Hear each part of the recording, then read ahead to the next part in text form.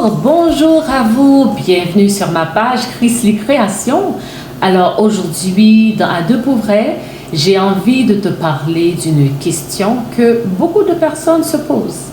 Et la question est, pourquoi certains couples ne survivent pas à la désillusion?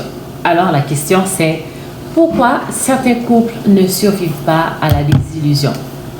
Parce que, tu sais, la désillusion arrive dans presque toutes les relations.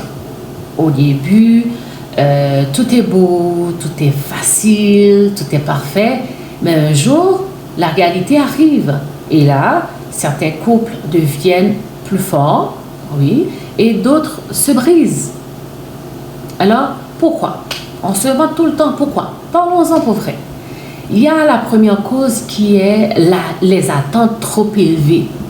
Parfois, le problème commence avec les attentes. C'est ça qu'on dit des fois, les exigences. On imagine la personne parfaite, et ce qui est normal. Quelqu'un qui va penser comme nous, quelqu'un qui va agir comme nous, quelqu'un qui va aimer exactement ce qu'on aime. Mais la vérité est simple. La personne parfaite, ça n'existe pas. Ça n'a jamais existé. Tu voulais quelqu'un qui aime voyager, par exemple. La personne préfère rester à la maison. Tu voulais quelqu'un très organisé, mais la personne avec qui que tu es laisse traîner ses affaires partout. Et là, tu te dis, mais attends, ce n'est pas ce que j'avais commandé. Comme si tu avais commandé une pizza et que tu avais reçu une salade. Alors, sometimes respect too much. Nobody is perfect. Will love accept differences? La deuxième cause, c'est les déceptions profondes. Il y a aussi des déceptions beaucoup plus sérieuses. Par exemple, tu pensais être avec quelqu'un de respectueux. Okay? Tu te dis qu'il est respectueux, elle est respectueuse, mais avec le temps, tu découvres que cette personne t'insulte. Elle te rabaisse, elle te parle mal, et là, tu réalises quelque chose de très douloureux. La personne que tu pensais connaître n'est pas celle qui est devant toi. Et ça, c'est très douloureux. Il y a un autre type de déception. C'est la déception liée à ce qui a été caché ou ce qui est inconscient. Ce que je veux dire, c'est que au début, tout semble solide, on rencontre quelqu'un de stable, réfléchi, équilibré, on fait confiance. Puis avec le temps, une autre réalité apparaît.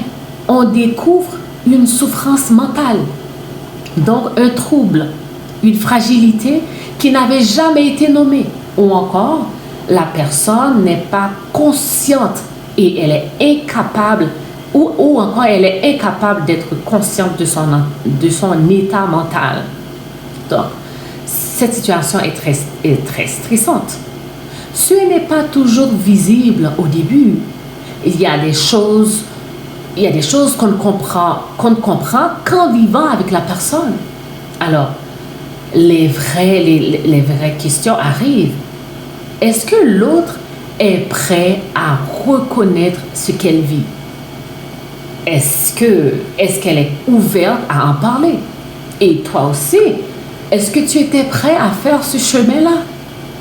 Parce qu'il y a une grande différence entre choisir en connaissance de cause et découvrir après coup une vérité qui t'a été cachée ou une vérité inconsciente. Mais il y a aussi une autre chose, il y a aussi une autre dimension qu'on oublie souvent.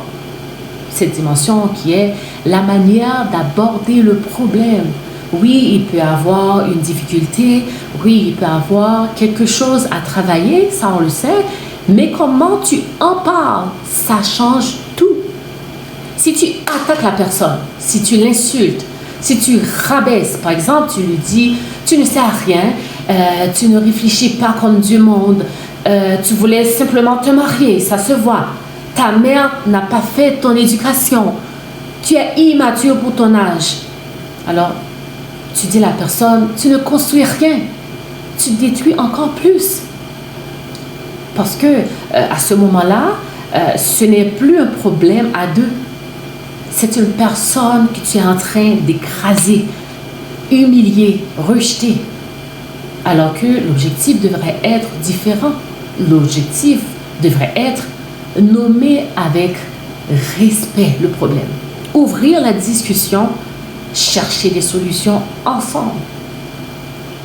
Et il y a une manière aussi d'amener les sujets. Parce que ces genres de sujets-là sont très fragiles. Il y a une manière de labourer le terrain, avec douceur, patience et vérité. Parce qu'au final, ce n'est pas seulement la réalité qui brise les couples, c'est aussi la façon dont on la porte et dont on la présente à l'autre. Et ça, ce type de déception peut être très difficile à réparer. Parce que le respect est la base. Sans respect, l'amour ne peut pas respirer, tu comprends? Love needs respect. Without respect, love cannot grow. Donc la troisième raison, on peut dire le problème du consensus.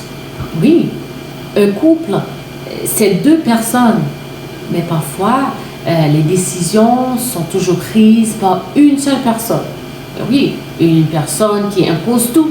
La personne impose la manière de vivre, les choix importants, les décisions familiales, et l'autre personne se sent étouffée dans la relation, comme si la relation devenait une dictature, tu comprends? Alors, tous ces enjeux-là sont importants. Dans un couple sain, il faut un équilibre. On discute, on écoute, on trouve un terrain d'entente. Because love is a teamwork. Both voices matter. Quatrième cause qu'on peut dire, c'est les problèmes d'argent. L'argent. Oh, sujet sensible dans beaucoup de couples, ça tu peux le savoir. Donc, imaginons cette scène. C'est l'homme. L'homme travaille très fort, il fait des projets, il veut avancer, il est très économe. Et il présente un projet à sa femme. Et sa femme, de son côté, il lui dit très vaguement, « Ah, on verra plus tard. Ce n'est pas important pour l'instant. Pourquoi tu stresses ?» Donc, sa femme est incapable de prendre ce genre de sujet parce que c'est quelqu'un qui dépense beaucoup. Donc, cela veut dire qu'elle achète souvent en ligne et elle achète même des choses qu'elle n'utilise même pas. Donc, on peut voir qu'il y a une très grande différence entre ces deux genres de personnes-là. Parce que sa femme, elle dépense beaucoup. Et peu à peu, l'un se sent tiré vers l'avant et l'autre traîne derrière. Et la frustration grandit. Parce que le couple a besoin d'une vision commune. Pas nécessairement la même personnalité, mais une direction compatible. Et le cinquième point, c'est la recherche d'un être différent de celui avec qui on est en couple ou on est en couple. Parfois, certaines personnes quittent une relation parce qu'elles pensent « je vais trouver mieux, l'autre est plus responsable, elle est respectueuse, elle est beaucoup plus intelligente » ou une femme peut dire « je vais me mettre avec X, je vais me mettre avec lui, je me sens plus aimée, je me sens plus valorisée ». Mais la vérité est simple. Tu peux changer de partenaire autant que tu peux, mais tôt ou tard, tu vas découvrir encore d'autres défauts. Oui, et des défauts insupportables. Alors tu ne fais que changer ton problème de place. C'est le cas. Parce que les êtres humains ne sont pas parfaits. Ça, c'est très important pour qu'on se le dise. We are human. We all have flaws. Love grows with patience. Et le sixième point, c'est l'équilibre avec la belle famille. La belle famille, oh my God. Ça aussi, c'est un sujet très intéressant. Donc, imaginons cette scène, d'accord? Il y a ta mère qui appelle à la maison. Elle dit, Pourquoi vous n'êtes pas venu à la maison dimanche? Il ne faut pas écouter ta femme, ok? Parce que je sais que c'est elle qui t'empêche de venir à la maison. Je veux te voir et je veux voir les enfants. Et ta femme, elle te regarde comme ça. Pour dire, c'est encore ta mère. Elle a appelé plus que 5 fois aujourd'hui. Et elle essaie de changer notre routine. Ça me dérange tellement quand ta maman réagit ainsi. Donc, ta femme qui te dit ça, et toi, après avoir fini de parler à ta maman, tu as raccroché et puis tu as dit à ta femme, lorsque ta mère appelle, je ne me mêle jamais de votre conversation. Et puis ta femme réplique encore une fois et elle a dit, mais ma mère respecte nos choix, chérie. Elle appelle quelques fois par mois à la maison et ça finit plus, tu embarques, elle embarque. Donc tout ceci, c'est pour dire que l'équilibre entre le couple et la famille peut devenir compliqué parce qu'un couple doit construire son propre espace, tu comprends?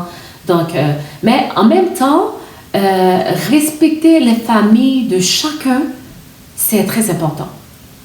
Quand cet équilibre, parce que quand cet équilibre n'existe pas, les tensions apparaissent. Et s'il n'y a pas de consensus, ça peut emmener à un divorce. Mais oui, c'est fort à dire, mais oui, mais c'est ça. Le manque de respect envers la famille est encore plus direct, je trouve. Une personne ne respecte pas la famille de l'autre. Elle critique, elle insulte, elle méprise. Et là, ça devient très difficile parce que ta famille fait partie de ton histoire. Et si quelqu'un méprise ton histoire, tu peux te sentir profondément blessé. Ça n'a pas de sens, tu comprends? Donc, notre autre point, c'est une personnalité trop autoritaire. Certaines personnes veulent tout contrôler. La manière de vivre, la manière de penser, la manière de parler, quel ami que tu dois fréquenter. Les enfants doivent aller dans cette école. Tu dois changer ta coupe, par exemple. C'est comme si la personne impose un monde juste pour elle et pour toi. Et peu à peu, toi, tu vas perdre ta liberté. Un couple sain n'est pas un endroit où quelqu'un domine l'autre. C'est un endroit où chacun peut être lui-même. Et notre autre point, c'est les différences spirituelles. Ces différences-là peuvent parfois être très profondes. Par exemple, toi, tu pries chaque jour, tu es croyant, tu crois en Dieu, ta spiritualité est importante pour toi, mais la personne avec qui tu es en couple pratique quelque chose de totalement opposé. Par exemple, la magie. Et avec le temps, cela crée un conflit intérieur parce que la spiritualité touche des valeurs profondes. Et quand les visions sont complètement incompatibles, le couple peut se sentir divisé. Alors oui, la désillusion arrive dans presque toutes les relations. Ce que tu croyais n'est pas du tout le cas. Tu es déçu ou tu es trop demandant peut-être. Donc, À deux pour vrai, on dit toujours une chose. L'amour n'est pas seulement un sentiment. C'est aussi une construction, un choix. C'est un engagement entre deux personnes qui apprennent à grandir ensemble. Et ça, c'est très, très important. Alors, je te pose une question aujourd'hui. Selon toi, selon tout ce que je vais te dire, quelle est la raison principale pour laquelle certains couples ne survivent pas à la désillusion? J'aimerais avoir tes idées. Et si cet épisode de À deux pour vrai t'a parlé, partage-le et écris-moi dans les commentaires pour me dire quel défi est le plus difficile à traverser dans un couple selon toi. Alors, je te laisse ici. Continue d'aimer, continue d'apprendre et on se retrouve dans À deux pour vrai.